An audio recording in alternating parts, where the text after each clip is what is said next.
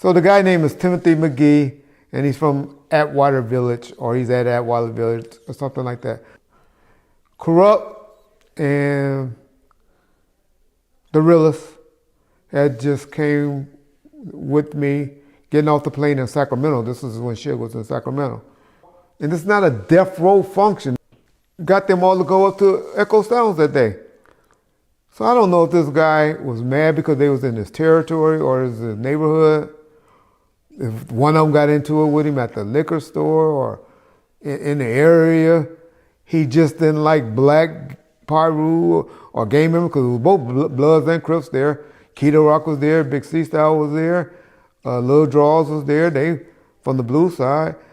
But this dude rolled by on a motorcycle and let them have it. Shot them all up with an AK-47. I remember the realest got shot, Big Draws. He died from his gunshot wounds. Timothy Hero Mcghee is a notorious figure in the annals of gang violence in Los Angeles, California. His criminal activities as the leader of the Tunerville gang marked a dark chapter in the region's history, characterized by ruthless murders and an aura of terror that enveloped his community.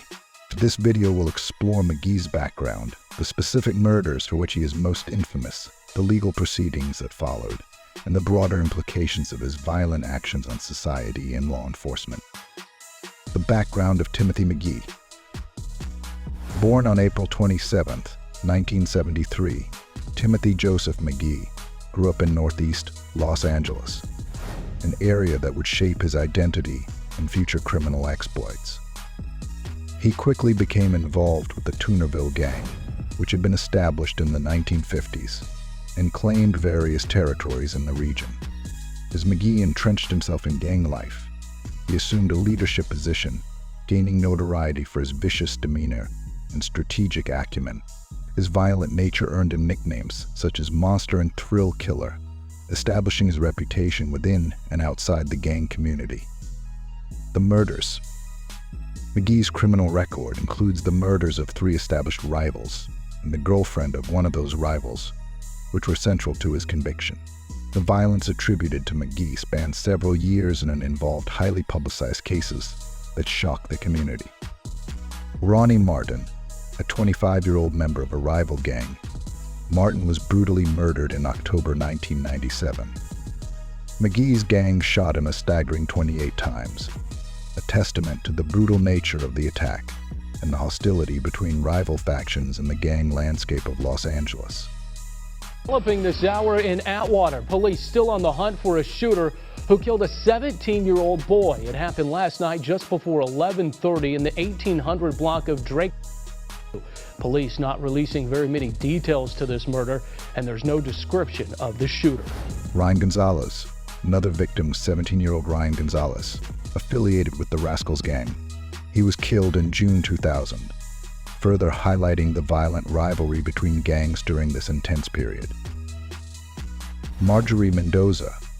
In November 2001, Mcghee and his associates were involved in the execution of 25-year-old Marjorie Mendoza.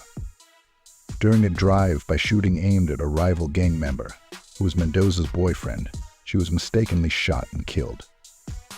Her murder emphasized not only Mcgee's deadly ambition for revenge, but also the indiscriminate nature of gang violence, where innocent lives were caught in the crossfire.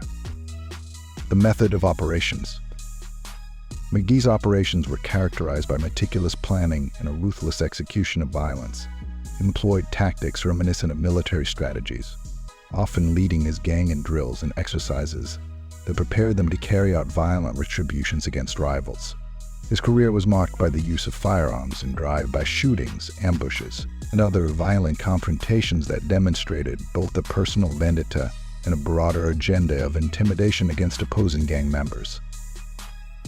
The ambush on the Los Angeles Police Department officers on July 4, 2000, further illustrates the seriousness of his criminal operations.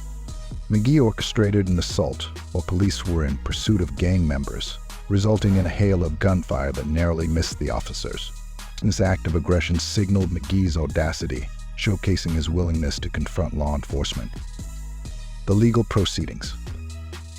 Mcghee was finally arrested on February 12, 2003, after being on the run and included on the U.S.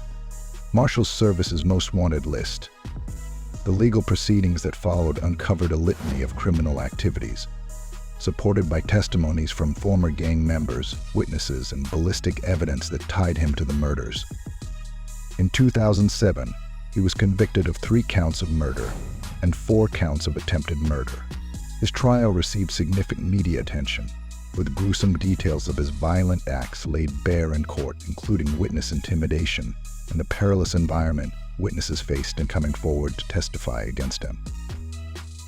Mcghee was sentenced to death on January 9, 2009, marking a milestone in the fight against gang violence in Los Angeles. Judge Robert J. Perry condemned Mcgee's actions, describing him as a committed killer and an obvious danger to society. Implications of Mcgee's crimes. The violent acts of Timothy Mcghee had far-reaching implications, highlighting the pervasive issue of gang violence in urban environments. His story provides insight into the complex interplay of crime, socioeconomic factors, and community safety. The fear generated by his gang's activities not only affected direct victims, but also created an atmosphere of terror in neighborhoods where people became increasingly afraid to speak out against gang activities. Mcgee's case also reveals challenges faced by law enforcement agencies as they grapple with organized crime. The intimidation tactics employed by gang leaders like Mcghee often deter witnesses from coming forward, complicating efforts to prosecute gang violence effectively. Timothy Mcghee remains a chilling figure in the history of Los Angeles gang violence. His brutal murders and the reign of terror he imposed upon his community serve as a stark reminder of the devastating impact of gang-related crimes. As communities continue to grapple with the aftermath of such violence, understanding the motivations behind these criminal enterprises and the broader societal implications is crucial for developing effective prevention strategies and fostering safer environments. Mcgee's legacy is a call to action, urging society to confront the roots of gang violence and to seek solutions that can ultimately provide paths to redemption and safety for those affected by it. Terror behind bars.